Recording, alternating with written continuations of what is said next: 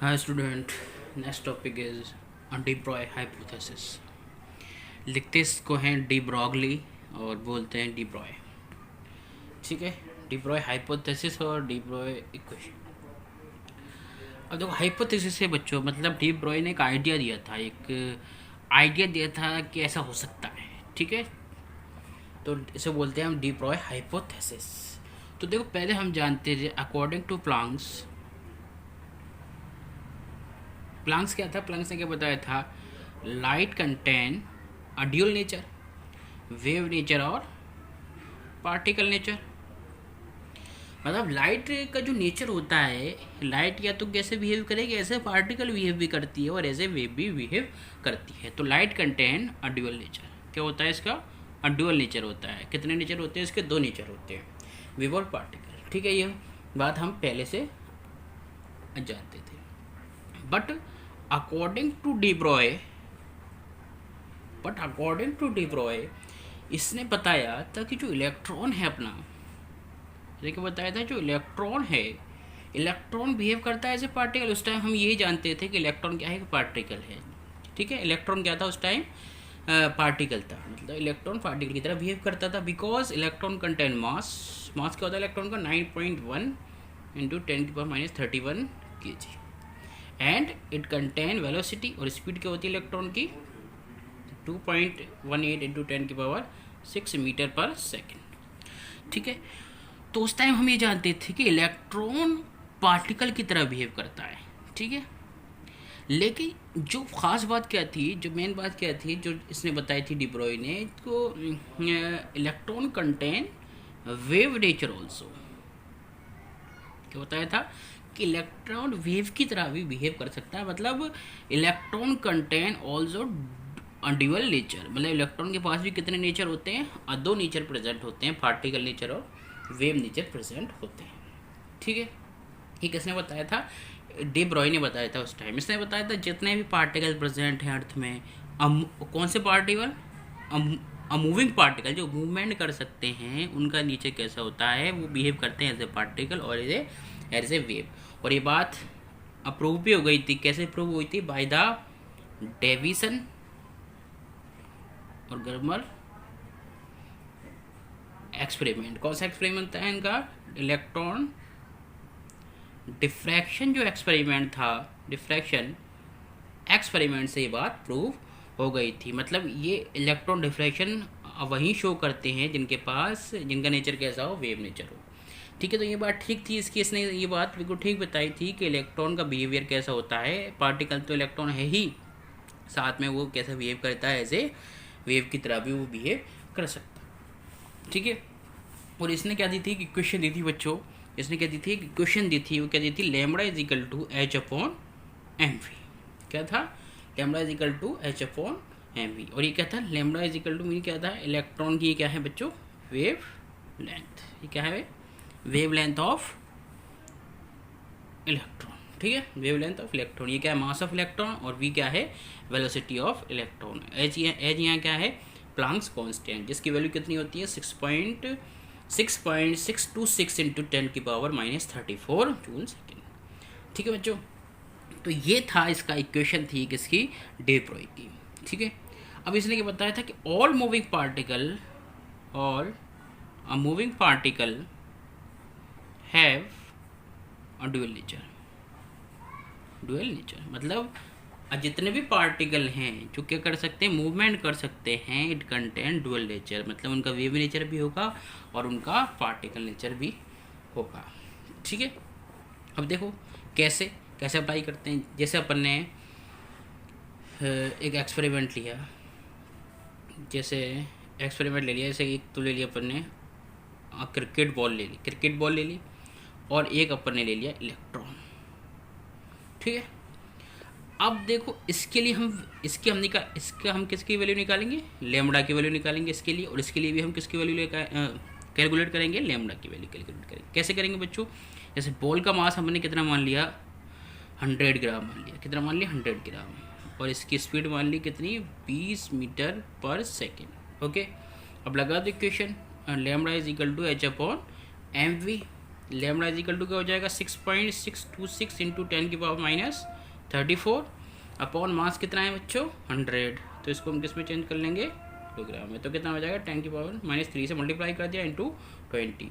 जब हम इसको कैलकुलेट करेंगे तो बच्चों ये आ जाता है अपना, कैलकुलेट करना एक बार आ जाएगा कितना 313 इंटू 10⁻34 मीटर। और इसको हम किस में कन्वर्ट कर लेंगे एंगस्ट्रॉन्ग में, तो ये कितना आ जाता है 313 इंटू 10⁻24 एंगस्ट्रॉन्ग। ठीक है, तो ये जो लेमडा की वैल्यू आई बच्चों कैसी है, वेरी स्मॉल है। कितनी है, बहुत ज़्यादा स्मॉल है, बहुत स्मॉल है। मतलब जो क्रिकेट बॉल है उसका बिहेवियर वेव की तरह नहीं होता। अब देखो पहले इसका देख लेते हैं हम, इलेक्ट्रॉन का निकाल लेते हैं वेवलेंथ। तो कैसे निकालेंगे बच्चों, ऐसे निकालना है। देखिए मास इलेक्ट्रॉन का हम जानते हैं कितना होता है 9.1 इंटू 10⁻31 kg, और वेलोसिटी कितनी होती है 2.18 इंटू 6 मीटर पर सेकेंड। ठीक है, लैम्डा इज इक्वल टू क्या हो जाएगा H/mv 6.626 into 10⁻34 upon m 9.1 into 10⁻31 into 2.18 into 10⁻6। तो कितना आता है, जब इसको आप कैलकुलेट करोगे तो अप्रॉक्सीमेट आ जाएगा बच्चों 13.2 एंगस्ट्रॉम के इक्वल आ जाएगा। ठीक है, ये इससे बहुत ज़्यादा है। इलेक्ट्रॉन की वेवलेंथ देखें तो बॉल से कैसी है, बहुत ज़्यादा है, तो ये कैन बी मीजर्ड। इसको हम कैलकुलेट कर सकते हैं, हम मीज़र कर सकते हैं। तो इसका मतलब क्या निकला, जो स्मॉल पार्टिकल्स हैं, माइक्रोस्कोपिक पार्टिकल्स हैं, वो बिहेव करते हैं एज ए वेव। मतलब इनका वेव लेंथ है, इनकी कुछ ना कुछ वेव लेंथ है, हाई है। तो इसका मतलब ये जो माइक्रोस्कोपिक पार्टिकल हैं, बहुत ज़्यादा स्मॉल पार्टिकल्स हैं, वो बिहेव कर सकते हैं एज ए वेव। लेकिन ऐसे पार्टिकल जो मैक्रोस्कोपिक हैं, ठीक है, जिनका अंदर वेट बहुत हाई है, वो वेव नेचर की तरह, वेव की तरह बिहेव नहीं कर सकते।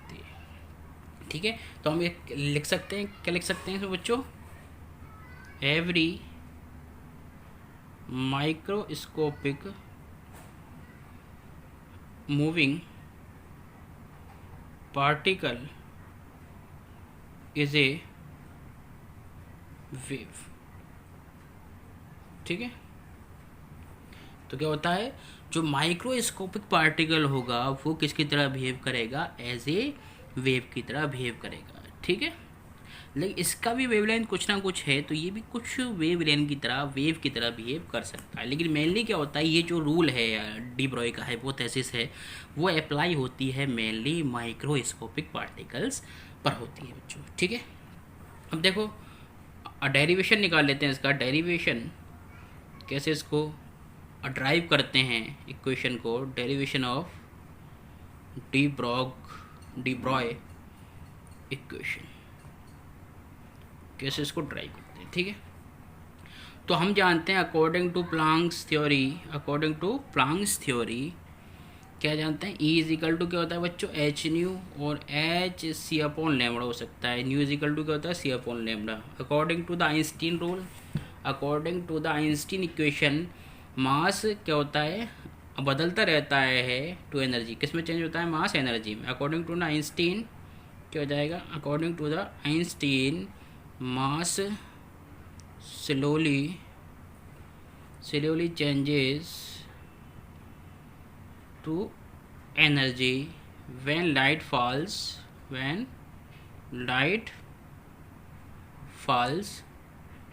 on it। ठीक है, तो इसकी इक्वेशन क्या है, इज इक्वल टू mc²। ठीक है, अब इसको मान लिया इक्वेशन फर्स्ट, इसको मान लो equation number 2।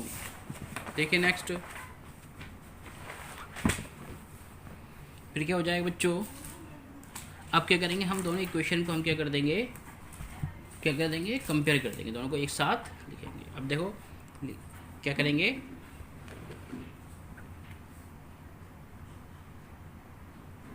Comparing equation first and second. ठीक है, तो कैसे लिख सकते हैं इसको, EHC/λ is equal to mc²। ठीक है, लिख सकते हैं इसको। और कैसे लिख सकते हैं इसको, और क्या हो जाएगा, लैम्डा इज इक्वल टू क्या हो जाएगा HC/mc²। C से C कैंसिल हो गया, तो क्या आ जाएगा, लैम्डा इज इक्वल टू अपने पास क्या आ जाएगा, lambda is equal to h upon m c. ठीक है, क्या आ जाएगा एच अपॉन एम सी। तो क्या आ जाएगा सी क्या है, सी इज़ वेलोसिटी, क्या है C is velocity of E M R, electromagnetic radiation. आगे लिख सकते हैं if V is the velocity of a moving particle, then कैसे दे सकते हैं, सी इजिकल टू क्या हो जाएगा बच्चों वी, तो क्या आ जाएगा lambda is equal to h upon m v. तो इक्वेशन आ जाती है। और एम वी इजिकल टू क्या होता है बच्चों, पी, पी क्या है यहाँ बच्चों, मूवमेंट, क्या हो जाए मोमेंटम। तो क्या हो जाएगा lambda is equal to h upon p. तो इक्वेशन हो जाती है ड्राइव। ठीक है बच्चों।